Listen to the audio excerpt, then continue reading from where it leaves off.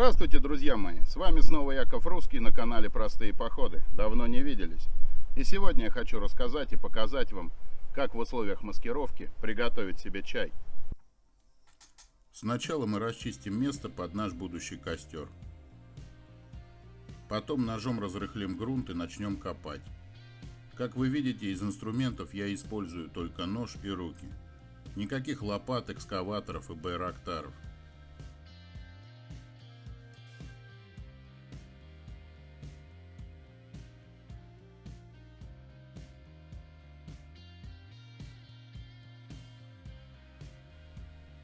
Место для костра выбрано не случайно. Дым будет подниматься вдоль ствола дерева и рассеиваться в его кроне.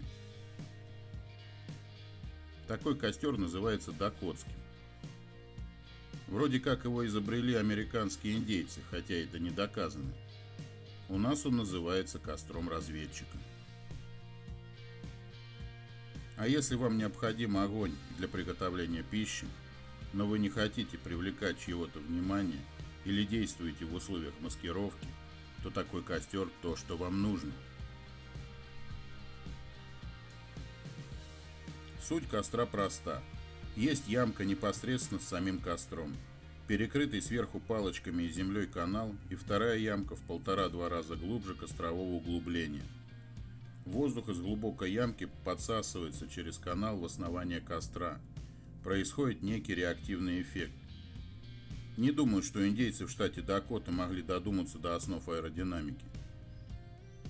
Зато в 20 веке до нашей эры, то есть за 2000 лет до Рождества Христова, на Южном Урале существовал город Аркаим. Город мастеров-металлургов. В каждом доме этого города была сооружена печь. И сделана она была как раз по принципу нашего костра. Древние индоевропейцы занимались выплавкой железа и кузнечным делом. Поэтому широко использовали подобный способ поддува.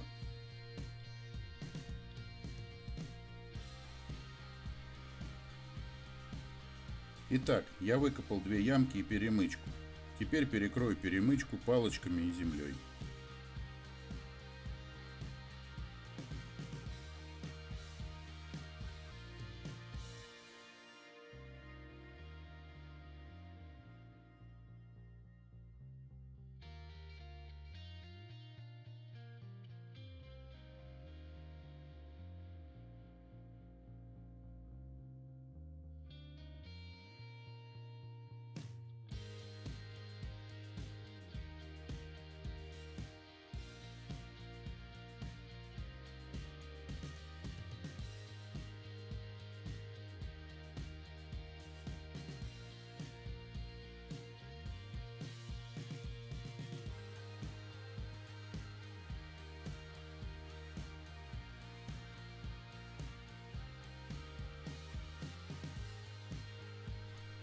Собираю сам костер.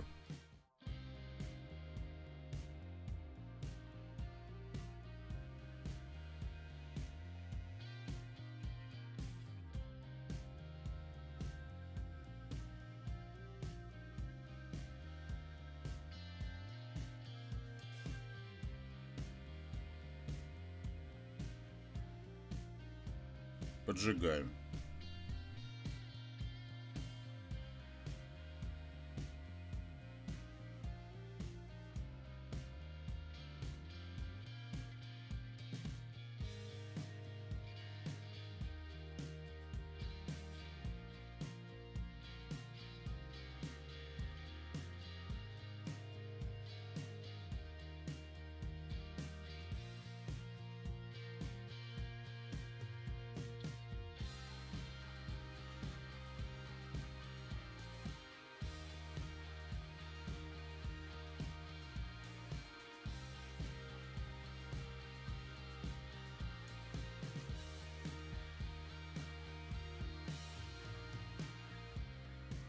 Осталось налить воду в котелок и поставить его на огонь.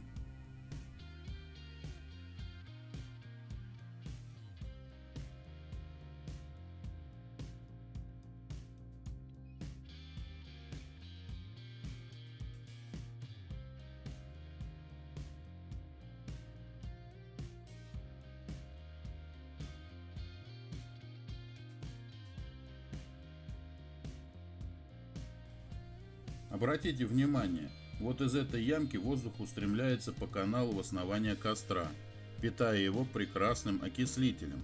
А процесс горения – это процесс окисления кислородом. Я налил в котелок около 300 мл воды. Вода закипает очень быстро. Энергетика у костра высокая. В нем прекрасно сгорят даже сырые дрова.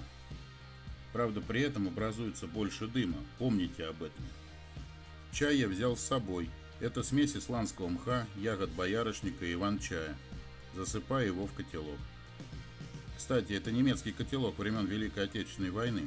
Ролик о нем вы можете посмотреть на нашем канале. Снова поставим котелок на огонь, чтобы чай дошел.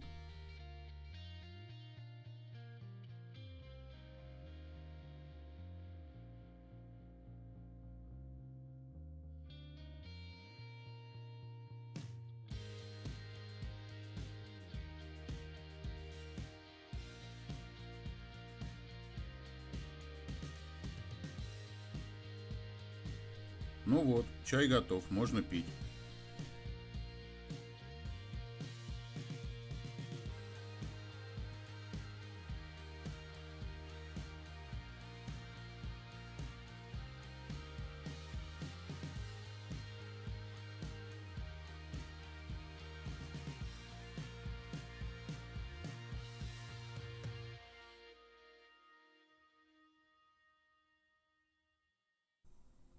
После приготовления пищи, а в данном случае чая, скроем следы костра.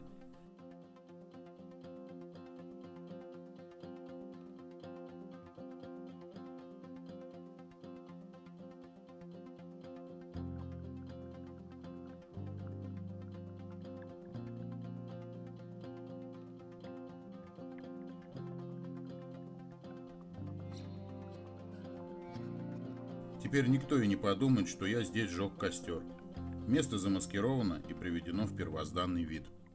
Друзья мои, если вам понравился наш маленький ролик, ставьте лайки, подписывайтесь на наш канал и помните, походы — это просто.